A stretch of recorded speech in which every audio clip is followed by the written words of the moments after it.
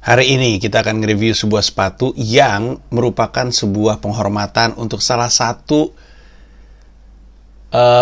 silos paling legendaris, ikonik dari dunia basket. Dulu, Converse punya sesuatu yang disebut dengan Converse ERX 260.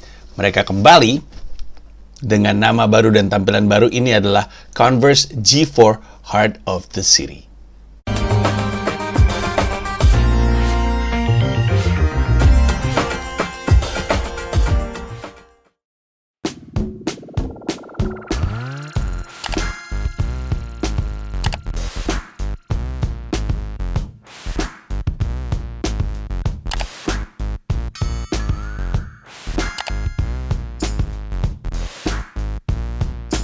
Disemprotnya pakai kata-kata, bukan pakai disinfektan gitu. Iya. Untuk dianggap puas, jenazah yang udah beres mesti angkat jempol dulu. Ya, itu bagus tuh. Sederhana, singkat, dan bagus. Tugasnya Gilang sekarang mencari contoh kasus dari pihak lain. Misalkan teman saya atau salah satu klien kami. Ini aja gue bukan ngelawak aja dianggap dark jokes, gimana gue ngelawak gitu loh. Oh, sekarang Jadi dia Ustadz di sini tukang bully bukan yang senang mengajar. Lucu banget dah murid-murid gue nih hari ini, kocak dah lu semua dah. Nih gue habis nyoba Converse G4. Yang pasti sih dibilang enteng enggak, tapi cocok sama gue. Oke, tapi sebelum kita ke sini, mari kita bahas dulu tentang Converse. Banyak orang lupa bahwa yang memulai sebuah revolusi di dunia sneaker basket adalah sebenarnya brand Converse ini. Converse, kalau lu ingat, itu dulu mendominasi NBA. Dulu belum ada Nike, belum ada Reebok, belum ada Adidas, belum ada yang lain. Cuma ada Converse. Bahkan sepatu basket yang dipakai sama timnas Amerika Serikat, timnas basket tentunya. Tidak mungkin perahu naga dong. Ngapain perahu naga pakai sepatu basket? Walaupun keren.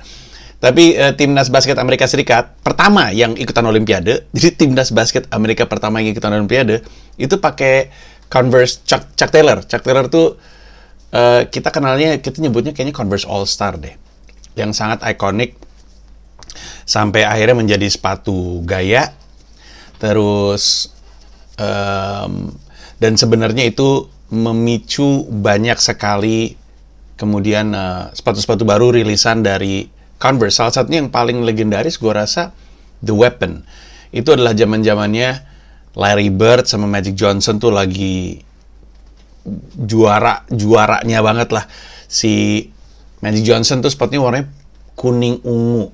Larry Bird kalau gue nggak salah hitam putih kalau gue nggak salah. Tapi pada zaman itu Isaiah Thomas juga punya, Zeke punya warna biru putih. Kemudian Bernard King juga punya, Kevin McHale juga punya, Mark Aguirre juga punya. Jadi banyak banget sebenarnya. Jadi waktu itu dominasinya tuh ada di Converse. Justru Nike belakangan muncul dan memberanikan diri untuk milih satu atlet muda yang baru mau masuk NBA. Sementara Converse waktu itu pakai nama-nama yang udah legendaris di NBA. Nah, seperti yang kita tahu, terus udah gitu sejak Michael Jordan, terus udah gitu Nike kemudian mendominasi. Kemudian entah apa yang terjadi dengan Converse secara internal, gue juga internal perusahaan di Amerika sana gue juga nggak ngerti. Tapi mereka pernah filing for bankruptcy sebelum akhirnya diakuisisi sama Nike. Jadi itulah kenapa nanti kita akan bahas sepatu ini memiliki teknologi zoom di dalamnya, salah satunya. Nah, silos yang tadi gue sebut, sepatu yang gue sebut itu adalah yang tadi gue bilang ngasih penghormatan untuk ini, itu adalah Converse ERX 260. Converse yang itu juga masih lebih jauh dari zaman gue. Maksud gue kan besar di 90-an, itu bahkan nggak familiar di gue di era 90-an, itu masih kayaknya tahun 80-an. Dan bentuknya tuh kurang lebih mirip kayak gini. Memang banyak sekali. Pertama, bulkiness-nya itu juga mirip seperti ini, tapi bagian belakangnya sebenarnya menurut gue yang sangat mengingatkan sama Converse ERX 260. Yang jadi pertanyaan adalah kenapa mereka nggak pakai nama yang sama? Mungkin ERX 260 adalah sebuah nama yang agak ribet. Di sisi lain, kalau lu ingat, mereka toh dimiliki sama Nike, dan Nike itu punya kecenderungan untuk menjadikan sepatu-sepatu mereka tuh sebagai merek yang legacy, sifat yang jangka panjang. Makanya mereka masih pakai Air Jordan dari tahun berapa sampai sekarang. Ya Air Jordan adalah Air Jordan. Terus Penny juga, Penny Posit ya. Jangan Penny deh. Mungkin nggak cocok sebagai sebuah contoh. Ya kita bisa sebut sepatunya Kobe, kemudian kita bisa sebut sepatunya LeBron, sepatunya KD, sepatunya Kyrie, dan seterusnya. Itu nama-nama baru semua sih. Tapi ada peluang sebenarnya untuk pakai nama yang lama, tapi mereka akhirnya pakai G4 Heart of the City. Gue dapat sepatu ini dikirim sama teman-teman Converse, jadi terima kasih. Waktu dikasih lihat sepatunya, gue langsung tertarik karena secara desain gue suka. Terus gue juga suka warna biru kan, banyak jersey gue biru, seperti yang lo tahu gue punya banyak jersey Garuda. Terus akhirnya gue tertarik untuk mencoba untuk ngecek. Ada beberapa penilaian pertama sih. Yang pertama, yang paling ini aja ya, yang paling kerasa, dari dilihat tampaknya akan berat, sekiranya nggak enteng, pas dipakai juga memang tidak enteng. Ini kelihatannya adalah sepatu yang akan tepat untuk orang yang main di posisi 4 atau posisi 5. Yang mana mengingatkan gue, ini adalah sepatu yang dipakai sama Draymond Green. Draymond itu bersama dengan Kelly Oubre Jr., sama ada satu lagi, itu dijadiin semacam brand ambassador atau jadi kontrak sama Converse. Bener nggak sih Draymond Green? Coba Draymond Green. Iya benar. Tapi kayaknya Draymond Green pakainya yang low top. Iya, Converse G4 Draymond Green warnanya kuning. Ini yang high top. Nah, ini menarik sekali. Masuk ke penilaian kedua. Seperti yang lo lihat, ini tinggi sekali dan sangat kelihatan dia cukup keras, dan memang keras terutama di belakangnya. Di satu sisi, dia restriktif sekali terhadap orang-orang yang kalau misalkan pengen bermain lebih dinamis gitu. Tapi pada saat yang bersamaan, mungkin ini si high topnya ya, mungkin ankle protection ya, karena tinggi, dia membantu melindungi kaki lu dari kemungkinan ankle, terutama ketika lu lagi lompat untuk rebound. Sebagai orang yang senang banget rebound, dan mungkin kalau lu nonton klip basket gue, lu cukup familiar sama itu. Gue seneng banget rebound. Nomor 1 gue seneng assist, nomor 2 rebound, nomor 3 poin. Gue itu sering sekali, hampir setiap kali gue ankle, itu justru ketika lagi mendarat, abis rebound. Hampir selalu.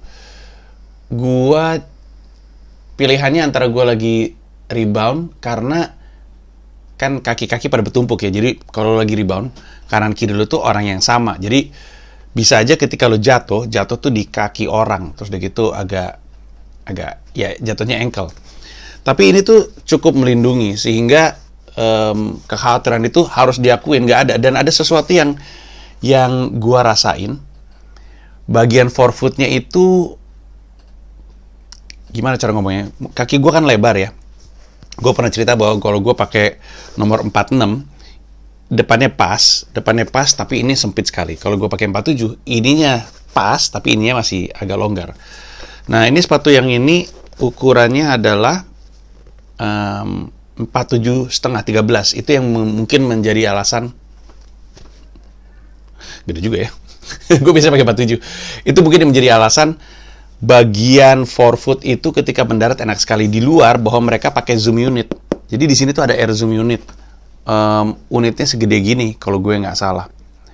Dan itu yang mungkin itu yang membuat dia tepat sekali untuk menjadi bantalan untuk melindungi ketika kita lagi rebound. Karena biasanya emang kalau lompat pakai ini, mendaratnya juga pakai ini.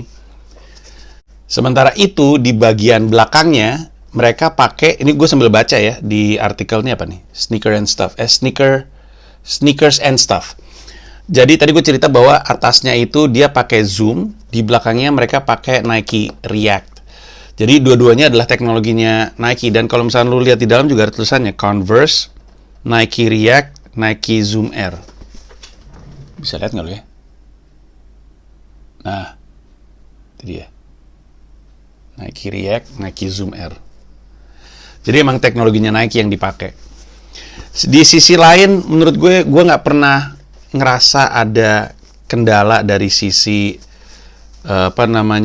dari sisi fit. Ya ini ukurannya 47 sih, sebenarnya masih bisa, kaki gue masih cukup nafas. Tapi ya itu ya, ini tebel banget, lu bisa ngerasain deh. Ini tuh tebel banget, tuh bantalannya. Bener-bener akan membantu ngasih perlindungan yang pas. Restrictive harus gue akuin, nggak bisa terlalu gimana-gimana gitu ketika main, tapi ini juga bukan untuk yang seperti itu. Oke, sisanya adalah kalau di website tulisannya ya, TPU midfoot shank for stability, rubber capsule with herringbone traction, cukup klasik. Secara bahasa desain ya, maksud gue secara tampilan, dia hanya ngasih tahu bahwa dia membantu pemainnya untuk melakukan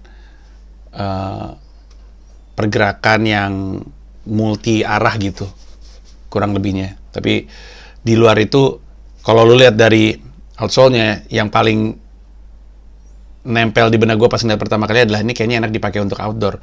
Seperti yang lo tahu, zaman dulu sepatu tuh didesain kebanyakan emang untuk main outdoor gitu. Justru jarang sekali sepatunya tuh didesain untuk lapangan basket parket. Kalau zaman sekarang justru kawinnya sama parket. Pertanyaannya adalah apakah bisa dipakai untuk outdoor.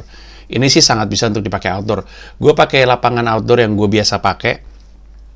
Kalau gue pakai sepatu kayak kemarin gue review pakai Nike Doncic itu, si Nike Air Jordan 36 Doncic, itu kepleset. Ini justru enggak, sebaliknya. Jadi kalau misalnya lu banyak main outdoor, ini akan jadi sepatu yang tepat.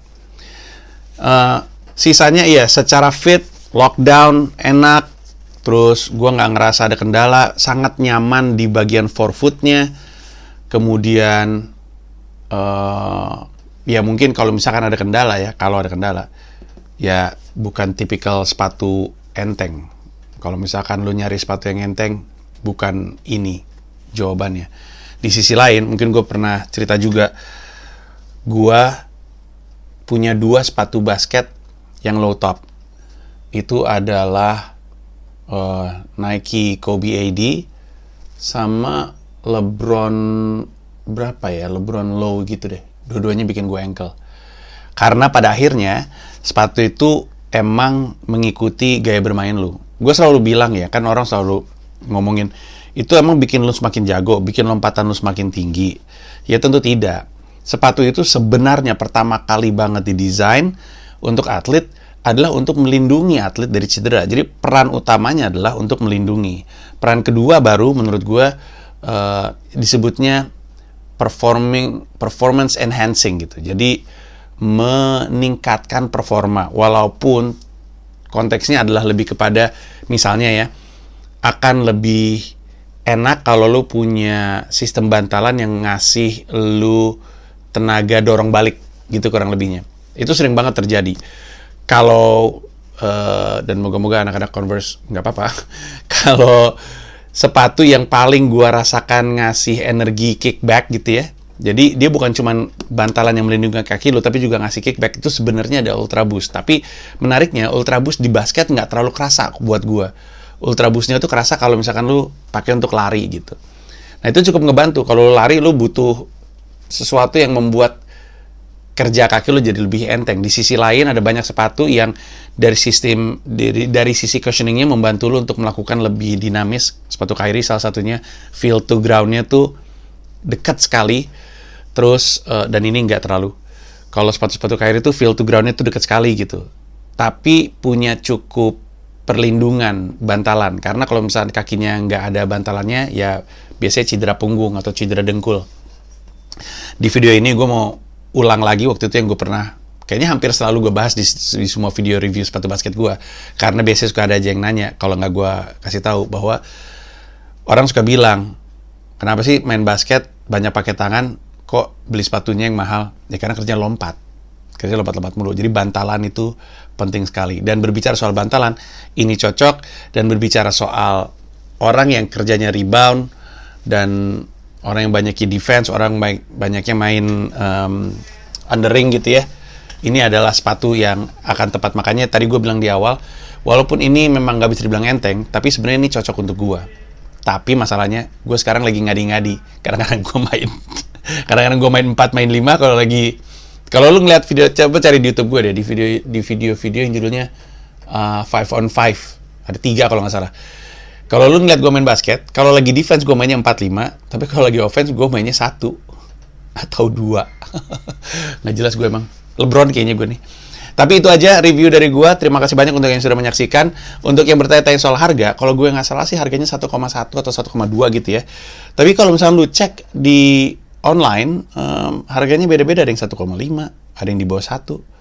Secara harga menurut gue ini masih lebih realistis dibandingin lu beli sepatu-sepatu kayak sepatu Doncic. Gue kan harganya berapa?